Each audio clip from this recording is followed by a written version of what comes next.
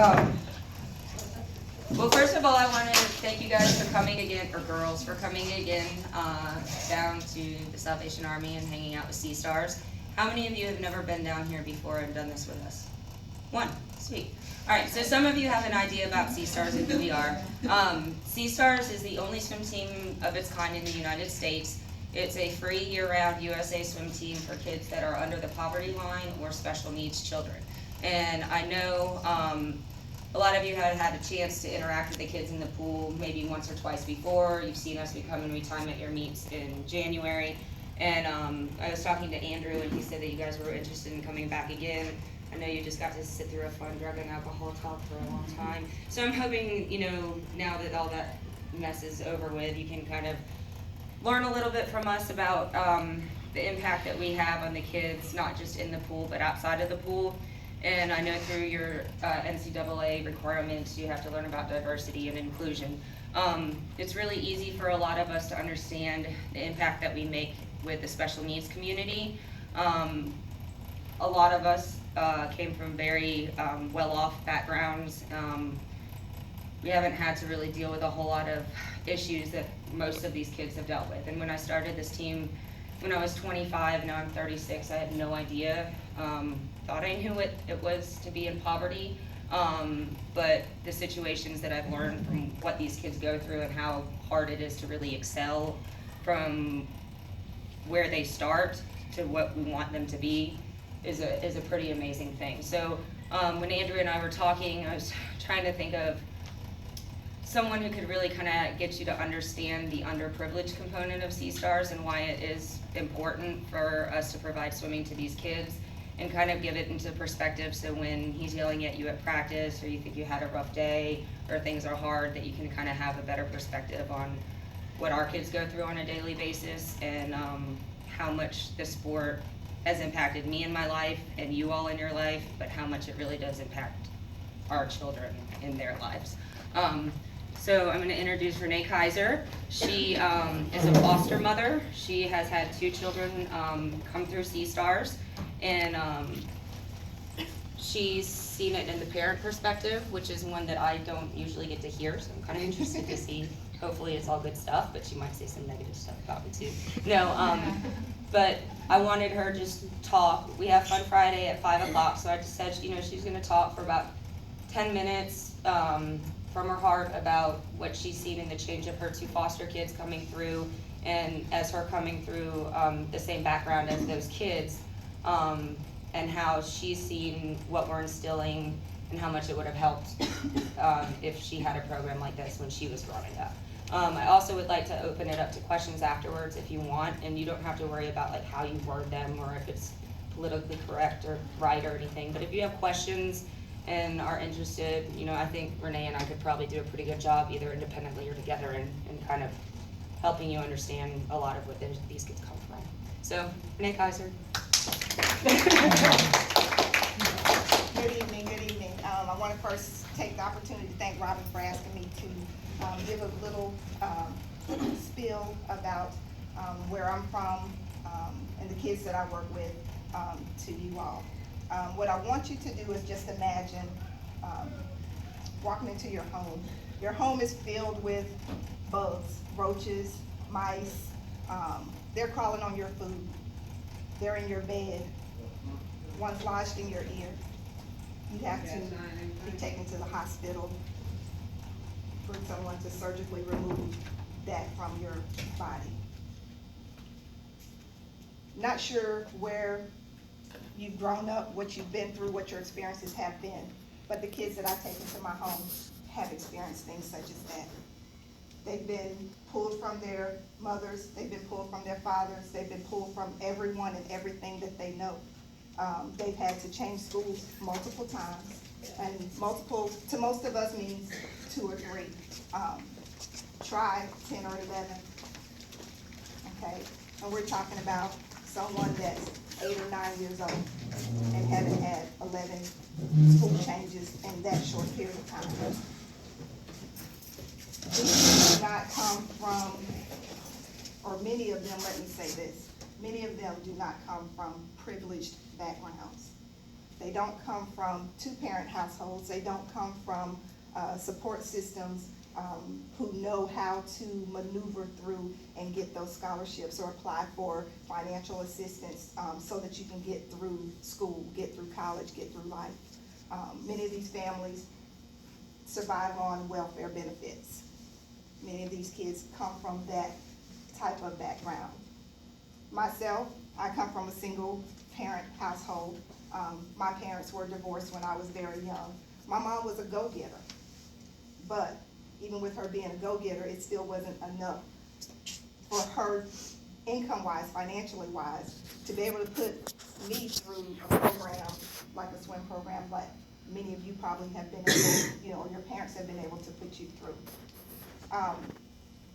My kids have benefited greatly from SEASTARS.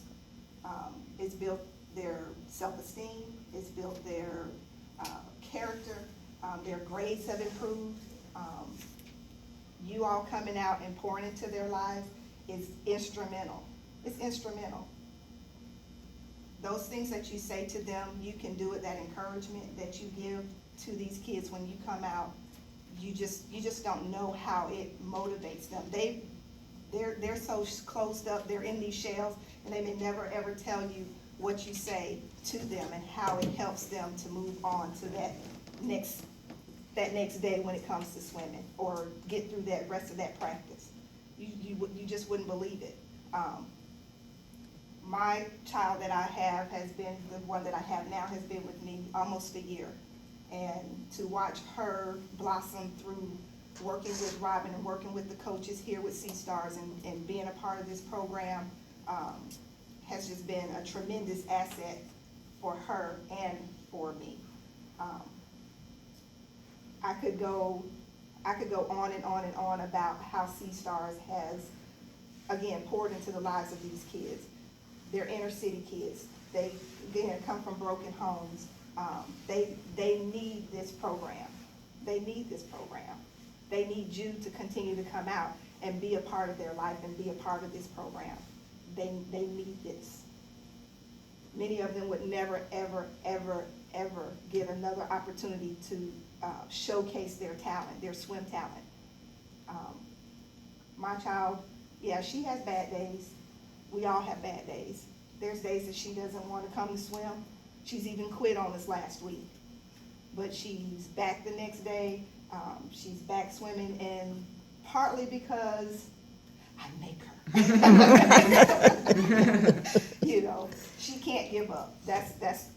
We just can't. That's just one of those things that we have to constantly tell the kids that are part of this program, is that you can't give up. No matter what the disability is, what the behavior is, what's going on at home, what's going on at school, you cannot give up. This is an opportunity for them to grow and be in positions like you guys are, to have scholarships for those of you who are on, full scholarships, swim scholarships, be able to go to college, and again, be able to showcase their talent. And with my child, I'm always telling her that from SEASTARS to the Olympics. I have to give her something to strive for. Because if not, she will quit. She will quit. She'll shut down. She will quit. So for you all, I want you to understand that these kids don't come from a life of privilege. And what you do with them and the things that you say to them, the way that you motivate them, the encouragement that you give to them is more than appreciated. More than appreciated. You'll never know how much you touch these kids.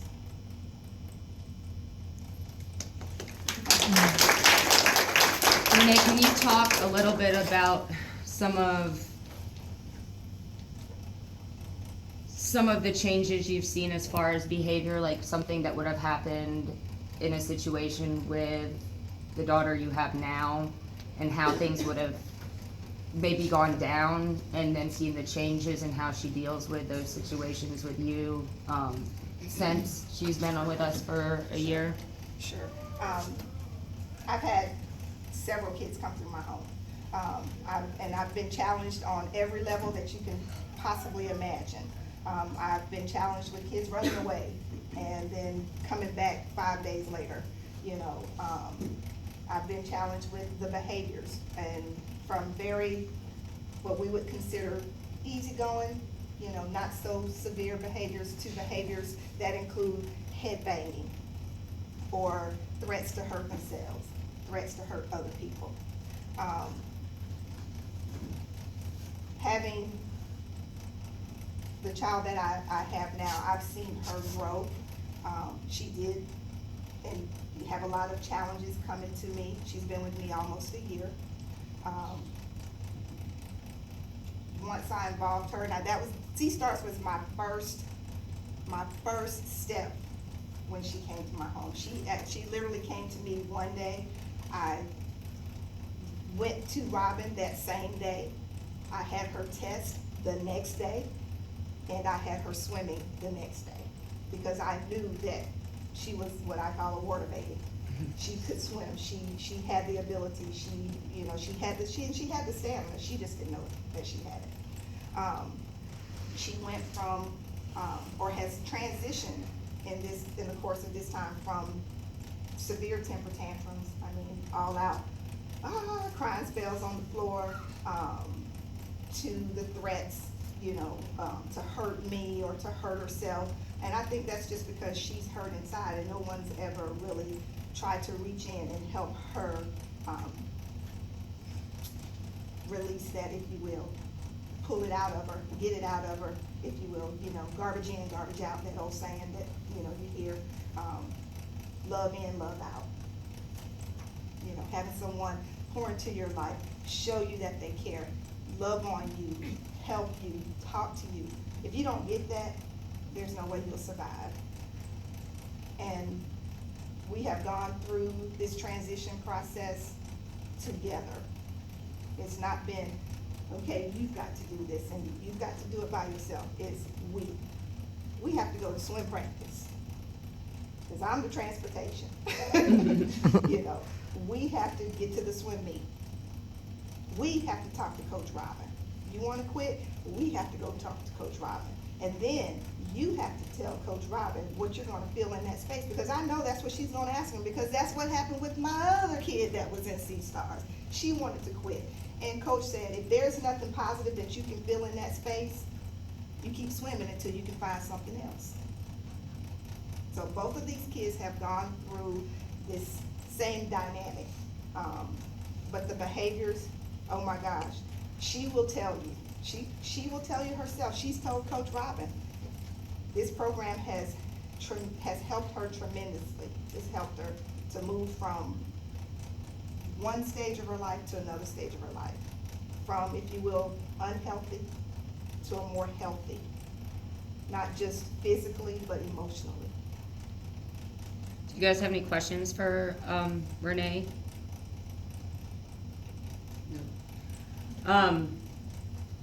SEASTARS has gone through a lot of transition in the last 12 years.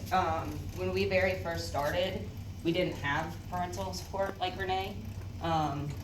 We're probably in the spot where we have the most caring parents that we've ever had, and it's really helped a lot to be able to have parents who care about their children, who want to be involved, who make them come to practice. And that's been a very different thing, because we do still have a lot of kids who we will never see their parents, and they are here because they walk from Morris Court across Pace Boulevard every day because they'd rather be here than seeing their family members sell drugs on the street.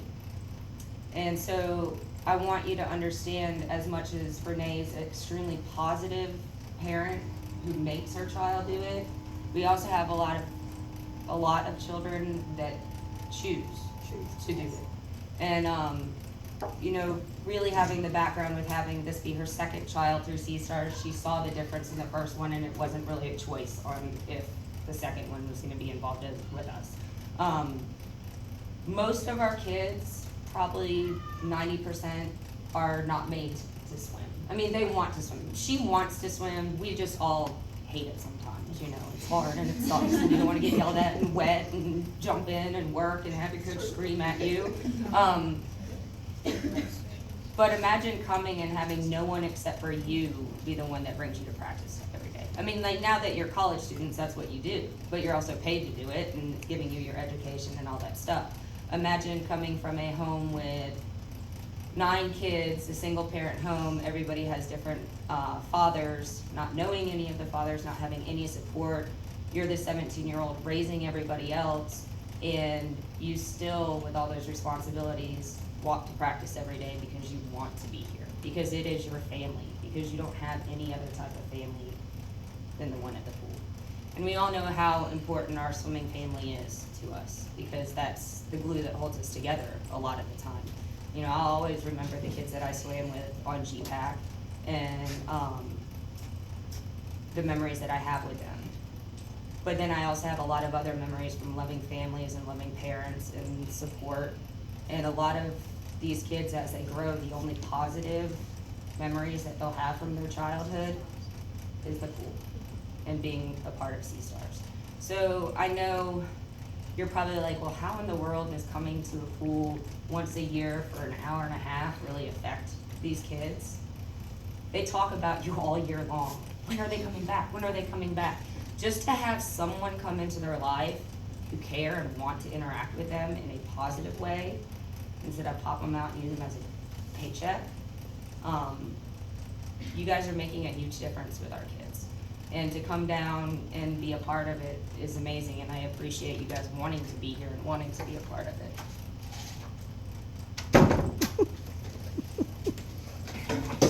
This is Alec. He's one of our swimmers. No, sir, but I'd love to have you stand up and talk about SEASTARS and what it means to you if you could. You think you could for a second? Yeah. All right, come over here.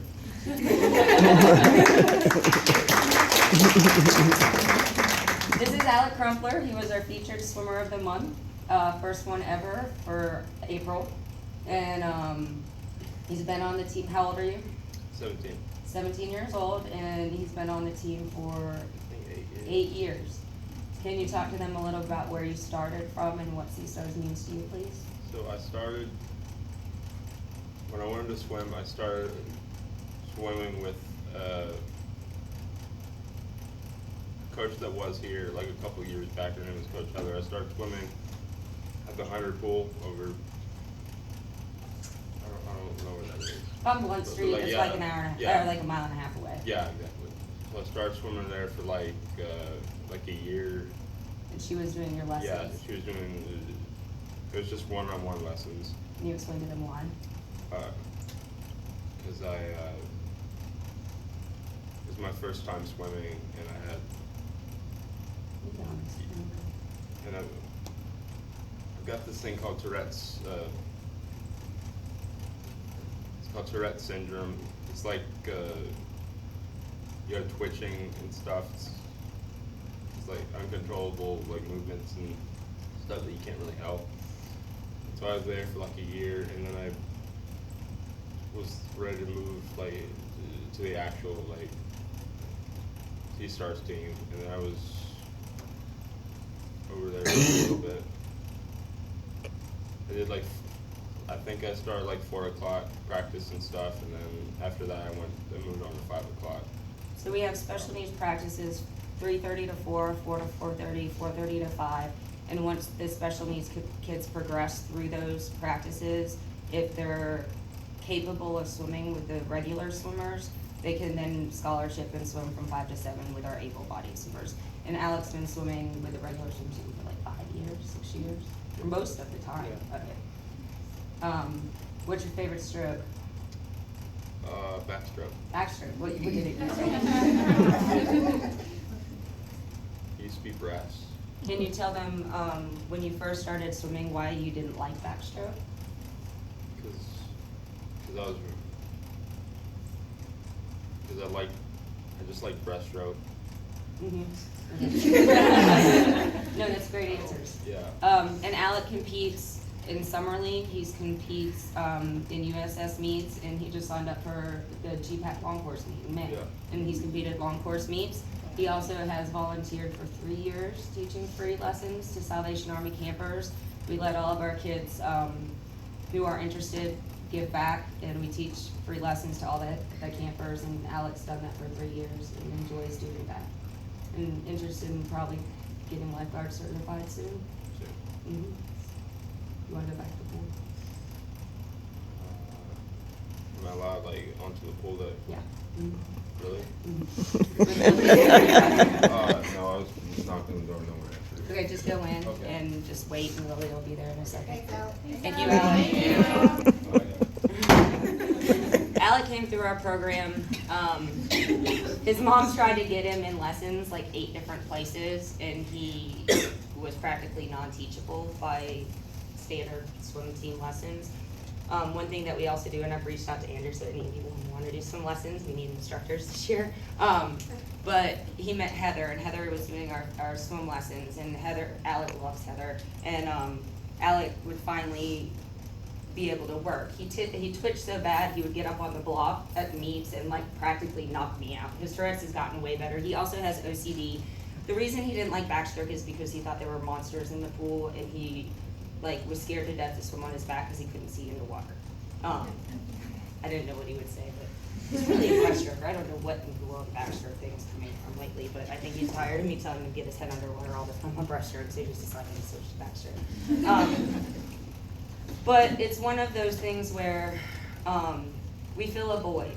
You know, swimming is wonderful for everybody. Everybody should be involved in it, but there are kids like Alec that other people don't know how to deal with them.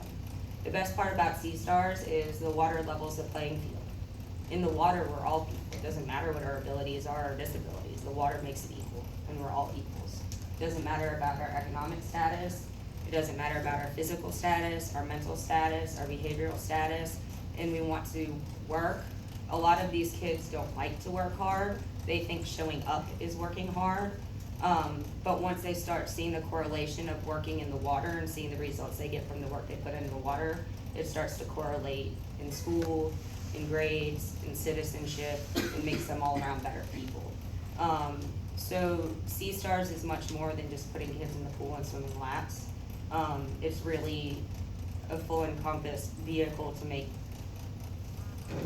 better citizens for us as the country, as they grow. So in about 10 minutes, we have Fun Friday. Fun Friday, if you've been here before, it's kind of mass chaos. Never know who's gonna show up, never know what's gonna happen. We have no clue what's going on. But pretty much you guys can go when I'm done talking and change if you're not changed into your suit. We'll kind of let you guys real quick introduce yourselves, have the kids introduce themselves. The second time we did it, we kind of could put you guys into stations, and I think that worked better because then we switched so you could kind of get to know everybody and see everybody. We are going to have some kids that aren't water safe because this is open to the community, so sometimes some lesson people will come and stuff, so if any of you want to work individually with someone, just let me know and I can pull you and put you with another SEASTARS kid and have you both work with maybe a kid who can't swim or something like that. And then like I was telling Lauren, today, one of our coaches, it's her last day, she's moving to the Netherlands tomorrow. So we'll probably end about 6 o'clock-ish and maybe play some games, wish her goodbye. We always do Swimmer of the Week, so we're gonna get a group picture of you with all the kids and do Swimmer of the Week, and then you guys can go and enjoy your weekend. But I really appreciate the time you took to come, and Renee, I really appreciate you coming to talk, because I think it helped a lot more than hearing it from me, hearing it from someone who supports the kids through supporting the program, and it means a lot to me, and I appreciate it. So, that's it.